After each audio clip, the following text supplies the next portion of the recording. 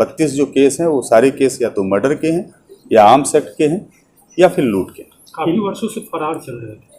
हाँ, ये वर्ष 2015 में 16 जुलाई 2015 को वैशाली के सदर थाने से जेल भेजे गए थे, जिसमें लगभग 1 वर्ष तक जेल में रहे।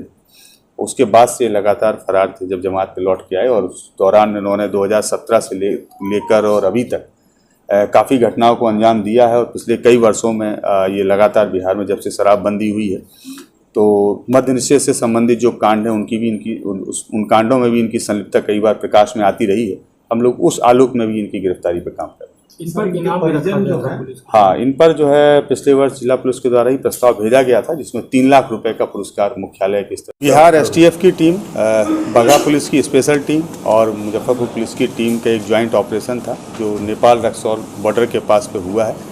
और जिले के टॉप 10 और कुख्यात अपराध कर्मी चुन्नू ठाकुर राकेश कुमार की गिरफ्तारी की गई है आज सुबह, और इनको गिरफ्तार करके यहाँ लाया गया है। और इनके पास से काफ़ी सामान बरामद हुए हैं, जिसकी एक लंबी सीजर लिस्ट है जो मैं आप लोगों को दे दूंगा, जिसमें कुछ पैसे हैं, बैग हैं, 5 मोबाइल फ़ोन हैं और कुछ ज्वेलरी आइटम है जो उन्होंने पहना हुआ था। चुन्नू ठाकुर उर्फ राकेश कुमार का एक लंबा आपराधिक इतिहास है। कुल 32 केस इनके ऊपर हैं, और जिसमें से लगभग 4 केस में अभी हम लोगों के पास में वांछित हैं, और जो हम लोगों के अन्य सीमावर्ती ज़िले हैं वहाँ भी कई केस में वांछित हैं, जिसकी सूचना हम लोग अभी संग्रहित कर रहे हैं। आज दिन भर की लंबी पूछताछ के उपरांत इनके घर पर भी एक डिटेल सर्च किया गया है, जिसमें ASP टाउन और DSP साइबर जो महिला पदाधिकारी हैं उनकी टीम थी। और इस पूरे सर्च के दौरान उनके घर से भी बहुत सारे ATM कार्ड्स हैं, डेबिट कार्ड्स हैं, विभिन्न बैंक के पासबुक हैं, चेक बुक्स हैं, काफ़ी ब्लैंक चेक्स हैं, कई लोगों के प्रॉपर्टी के डॉक्यूमेंट्स हैं जो दूसरे लोगों के नाम से,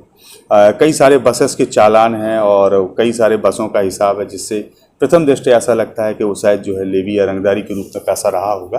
बहुत सारे डॉक्यूमेंट्स हम लोगों को मिले हैं, जिसका हम लोग एक डिटेल एनालिसिस करेंगे और इन्वेस्टिगेशन के आधार पर इसमें हम लोग फर्दर प्रोसीड करेंगे। इसी सर्च के दौरान उनके घर से एक ऑटोमेटिक पिस्टल भी बरामद हुई है और 4 राउंड गोलियां भी बरामद हुई हैं। सबके आधार पर उनकी जो पत्नी उनको भी हम लोगों ने डिटेन किया है, और हम लोग इसमें भी पूछताछ कर रहे हैं, और जो भी फर्दर डेवलपमेंट होंगे उससे आप लोगों को अवगत कराया जाएगा।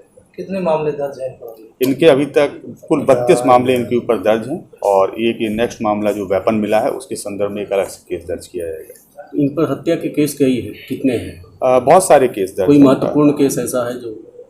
कई महत्वपूर्ण केस दर्ज हैं इनके ऊपर। अय्यापुर में 2019 में एक हत्या का केस है, कांटी में एक हत्या का केस है, सदर थाना के अंतर्गत हत्या के केस है। तो एक बहुत लंबी लिस्ट है इनके ऊपर। 32 जो केस हैं वो सारे केस या तो मर्डर के हैं या आर्म्स एक्ट के हैं या फिर लूट के। काफी वर्षों से फरार चल रहे थे। हाँ, ये वर्ष 2015 में 16 जुलाई 2015 को